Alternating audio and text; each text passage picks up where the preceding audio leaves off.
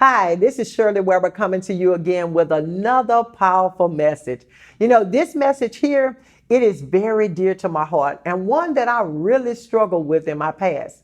So I thought that this would be so important to share this message with you today because we all need it. We need it in this time and day.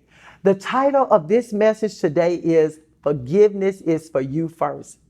This title may have gotten your attention because when we think about forgiving others, we are thinking only about the other person and how forgiving them for what they have done will just make things better for them. But really, forgiving someone is for you first.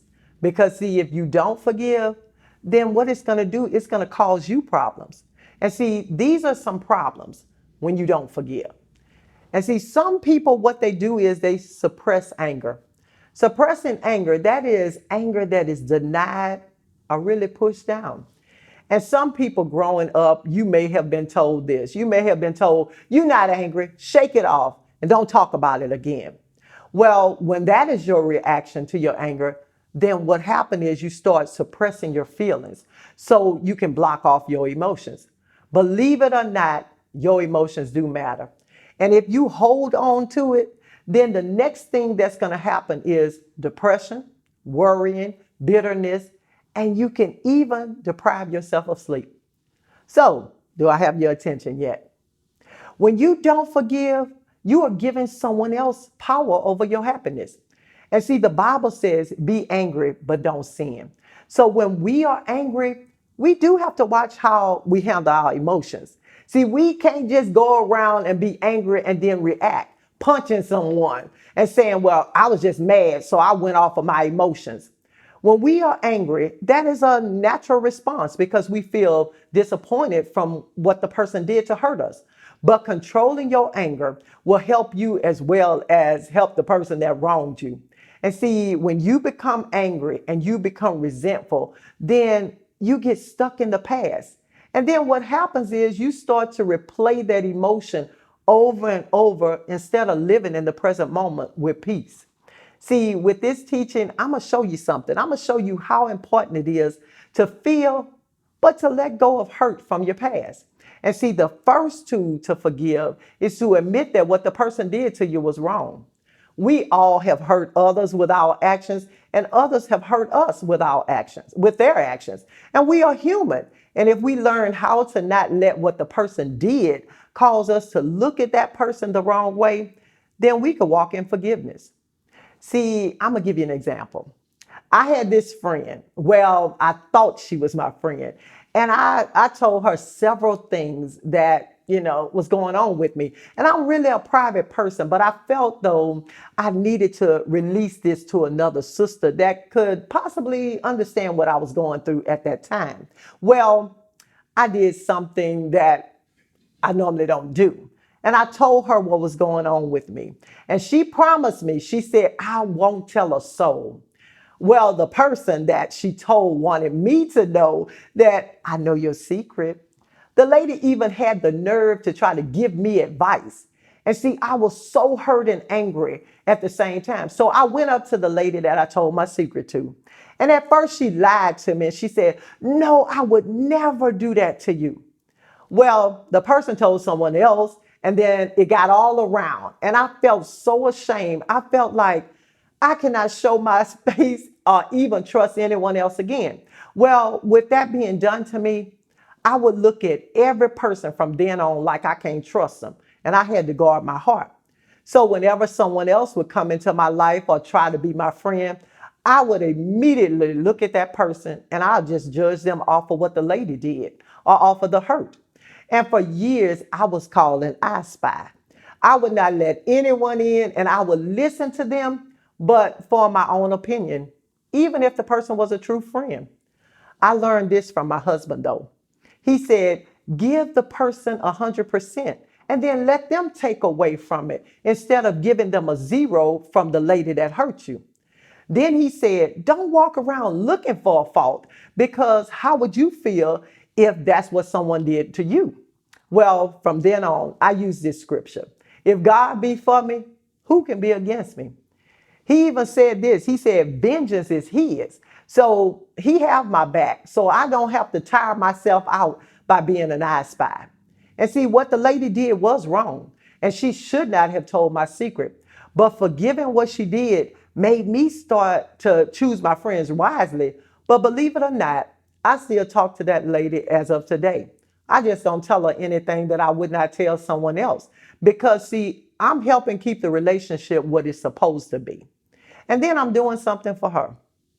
I'm helping her by not giving her something to gossip about.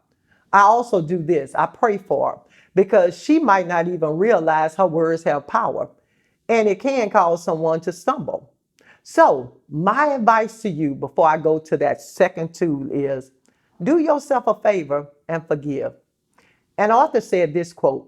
He said, "Forgiveness does not change the past, but it does enlarge the future." So I need you to do something. Put this in the comment section. Forgiveness is for you first. And the second tool to forgive is to confront the person that wronged you. Now, see, this is only done if you can confront them. But if you can't confront them, what you have to do is you have to take measures to forgive them and then forgive what they did. If you can confront them, make sure that you let the person know how you feel. Sometimes the person that we feel have wronged us have no idea what they have done. And see, I recall a time when I had offended someone and I was just going around them the same way. And I had no idea that what I did bothered her. Well, finally she let me know and I was really shocked because I did not even remember when that offense took place or even what I said. So sometimes we might be offended and the other person have no idea about the offense. Matthew 18:15, it says, "If your brother or sister sin, go and point out their faults just between the two of you." And it says, if they listen to you, you have won them over. Remember this, being offended is a choice. And if you don't take control over the offense, then what you're going to do, you're going to allow that person to keep hurting you or controlling your happiness. So put this in the comment section. Put this down there. I need y'all to participate. Offense is a choice. If you find yourself in a position where you easily offended, then you need to ask yourself this, are you the problem? Because you are not in control over what anyone else does, but you are in control over how you react to the offense. What I have discovered about myself is when someone says, this was my past though, when someone did not like me or they look like they didn't like me, I would think about it over and over and I made myself think of that person in the wrong way. And then I started doing role play. I started saying what I should have said to defend myself. Well, you know what? This was so exhausting because if you are on a continuous search to be offended, you will always find what you're looking for, even when it isn't there. And see, some people, they just rude and they do not care what they say or what they do. But letting that affect your day-to-day life, are you losing sleep? Are you becoming bitter? Are you becoming depressed? Is your choice, not theirs. And in order for us to walk in peace and walk in forgiveness, we have to follow the example of the Lord. See, Matthew 6:15, it says, "But if you do not forgive others their trespasses, neither will your Father forgive yours." So, do yourself a favor. Do yourself a favor and forgive. I need you to write that again in the comment section.